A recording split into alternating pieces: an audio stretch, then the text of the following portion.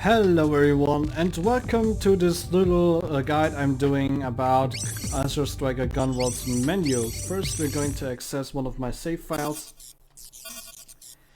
and from here on out we start off at the mission select screen. The mission select screen is, well, more or less important right now.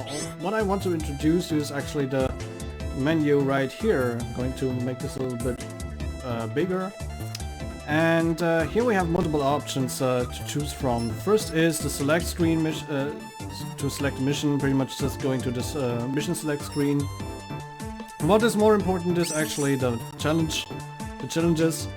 Those challenges can be unlocked once you finish a stage for the first time, meaning that once you finish a stage, you got to check out on those missions, do the stages again using with those missions, and get some rewards like those materials that are mentioned here, the Crib Alloy for example.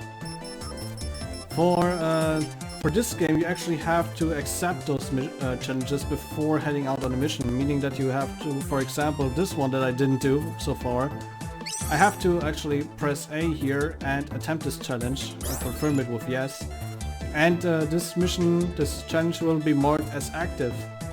So once I play Subaquatic Base next time and try to actually do as rank as plus on this stage, I will have this active, and if I somehow manage to do this challenge, I will be rewarded with my beautiful anti-gravity engines. Alright, I can also deconfirm it, no problem.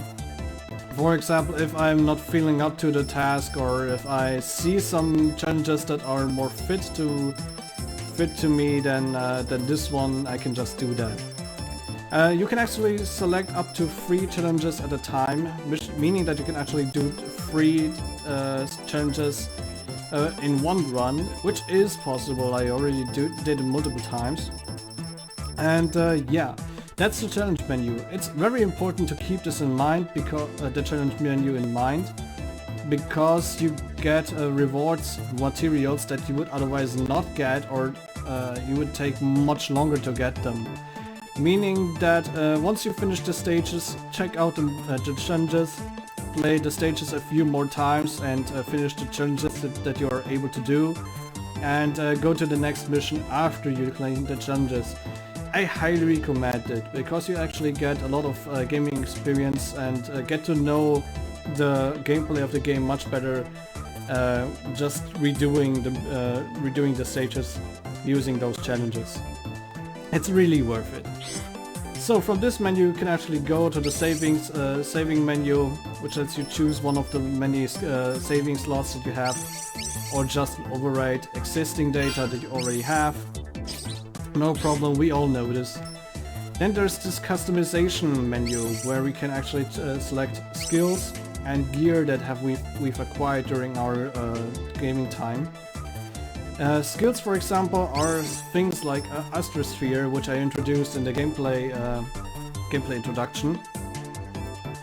You can also get a lot of other skills by leveling up in due time, which unlocks a skill one at a time. For examples, when you reach level 15, level 20, level 30 or something.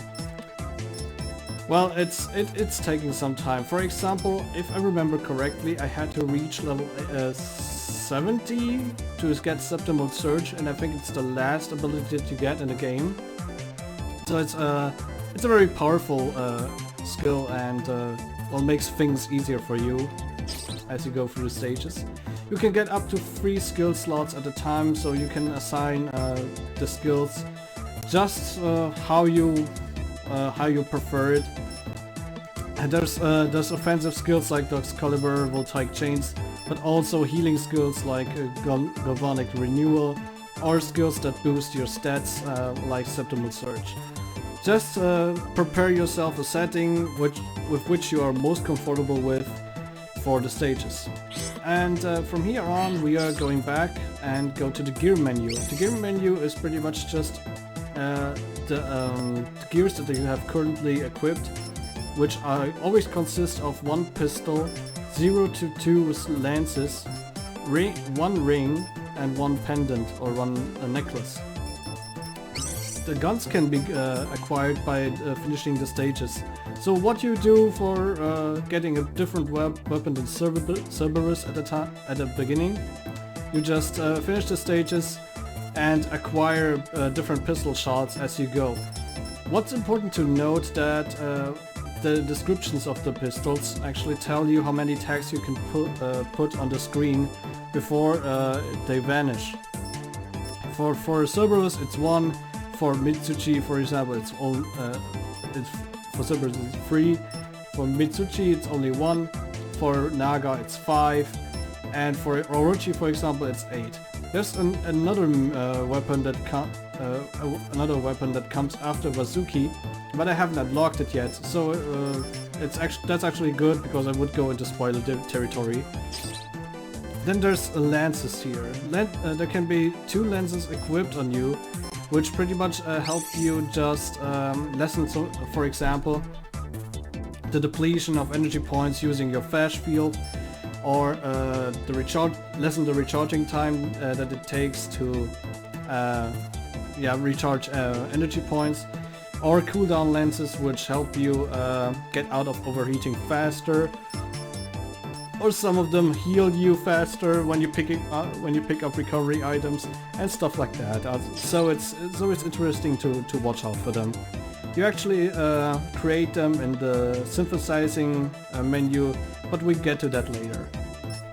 There's also rings, which are mostly consisting of rather more or less movement enhancing rings. Like for example, I can talk. At the beginning you only get the quilt signet, which is pretty much the same effect as this cooldown lens I just showed you. And there's the boost band. The boost band pretty much allows you to hop in the air as you jumped, so pretty much double jumping. There's different ones which allows you up to 3 air hops in the air, or forever. Well, unless you used up all your energy points, of course.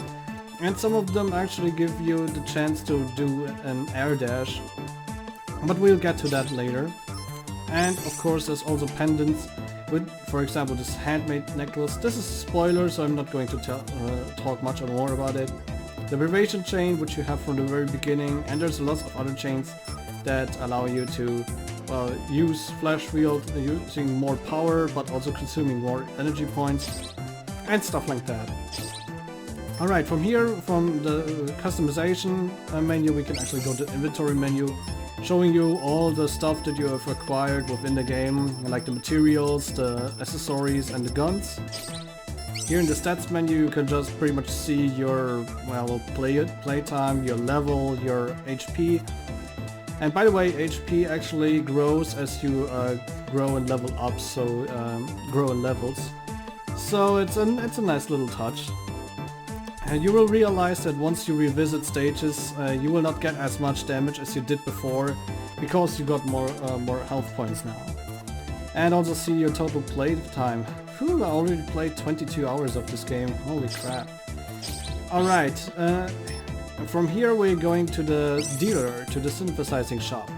From here we can either sell items, which are, for example, the accessories that we don't need at all, which is probably never.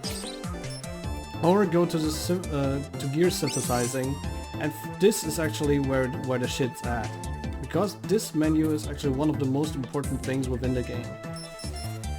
From here you can actually create lenses, which you unlock after completing, I guess, after the second stage you can actually make your first lenses. And also rings and necklaces, lenses and necklaces. Alright, let's explain some of the aspects though.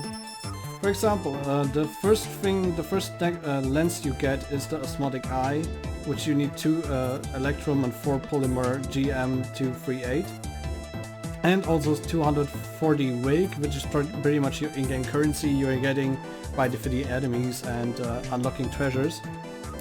And yeah, pretty much all you do is just, once you have the materials of course, press A and synthesize this gear, confirm that, and the gear gets synthesized, gets created, and you have your osmotic eye. If you make 2 of them, which means you gather more materials, you can just make a second one. Why do you do that? Because you can actually equip up to 2 lenses at a time, and the effects of those lenses stack up. So you want to do that. There's also the option to make your osmotic eye even stronger using the 2 osmotic eyes. I actually got 3, okay. The 2 osmotic eyes you have just created. You can fuse them together with some of your in-game currency, and presto, you have your Osmotic Eye Plus, which is a much rarer, much stronger version of the Osmotic Eye you had already. Why would you do that? Because this effect of the Plus version also stacks up with the Plus versions of the same kind. So for example, what you could do is get 2 of those flash focuses, which decrease the energy point expenditure. It's actually written there, and fuse them together to make a Flash Focus Plus. Then redo the whole cycle again and make yourself a second Flash Focus Plus. Meaning that your expenditure in energy points will decrease incredibly, and you will just go ahead and spam Flash Field all the time. These two the flash focuses also act as a countermeasurement for another accessory, which is the Overflash Pendant, or rather the Overflash Pendant Plus, which consumes even more energy points as you go through the stages.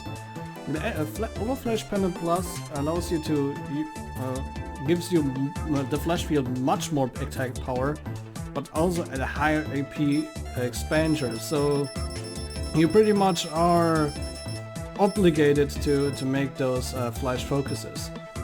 Okay, so pretty much what you do is gather yourself some materials using either challenge mode or finishing the stages with high ranking, and get yourself the materials, and from there on you create your accessory, your settings that you're most comfortable with, and yeah, that's pretty much what you do. And get yourself some neat accessories, combine them so it makes some sense, and makes it easier for you to move around and increase your experience pretty much in gameplay.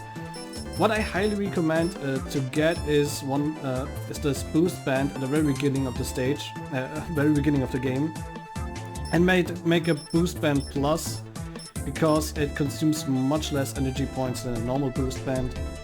It allows to let you double jump, or rather jump again in the air, and it comes in handy with many bosses, so you might just want to pick this up. It's not that costly, and it's not hard to get this, so I highly recommend it. You can also unlock other accessories by simply creating accessories.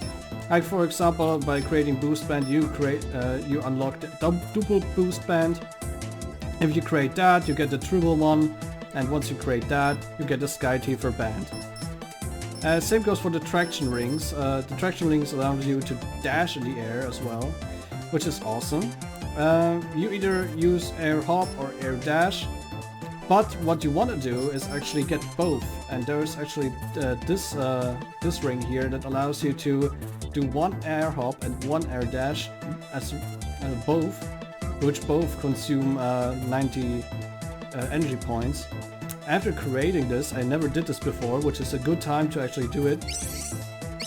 After doing this,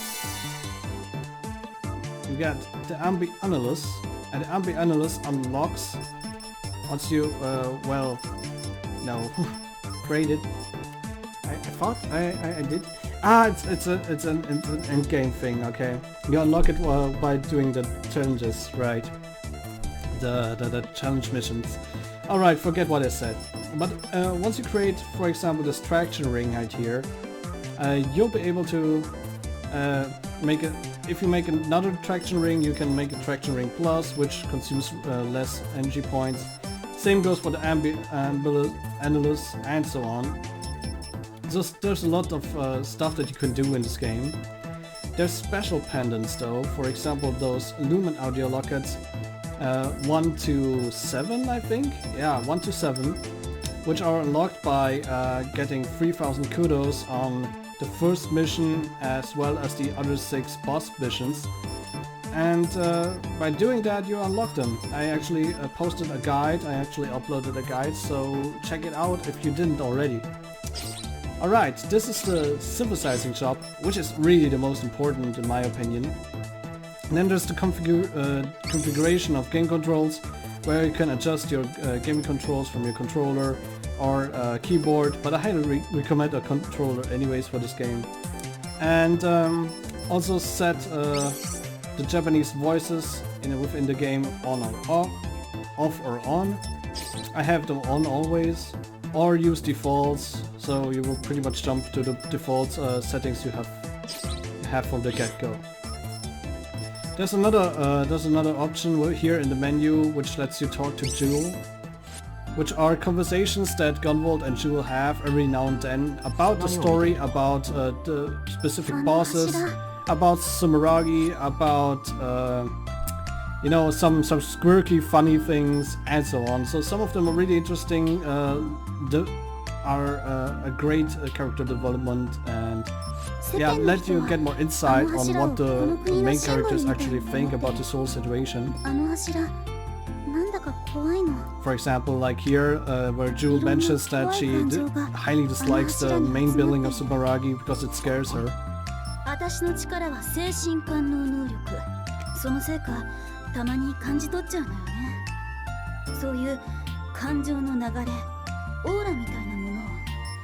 So some of them are really story specific and give you some background on the characters, which is a nice thing and also adds a nice touch to the story.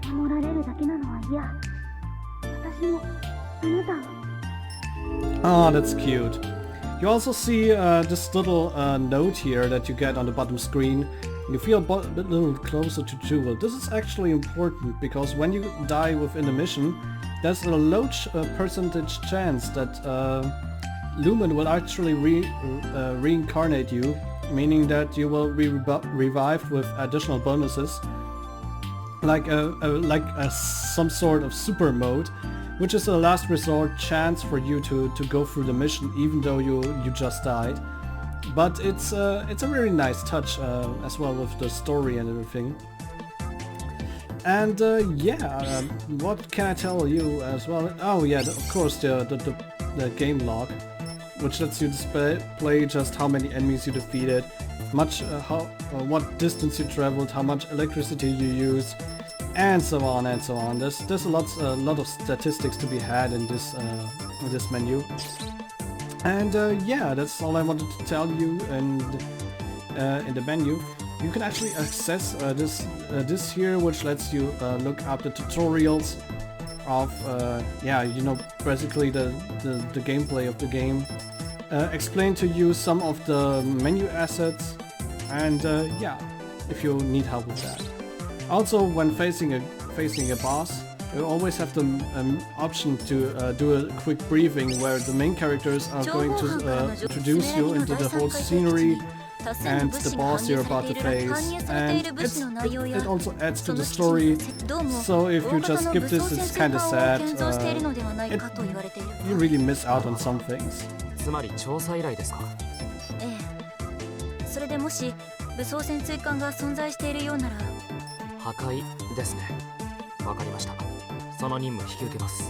ありがとう。話が早くて助かるわ。Right, and then you can just access the mission by clicking strike, and there you go. So, that's pretty much all I wanted to show you about the game's menu. Of course, some of those things are self-explanatory, but I wanted to point out that the gear and the challenges menu is extremely important for endgame, to help you during your playtime, as well as during endgame, where things get a lot dicier, and as well as the skills and the gear menus. Alright, that's what I think that about wraps it up. Hope you enjoyed the video, and we'll see each other next time. See ya!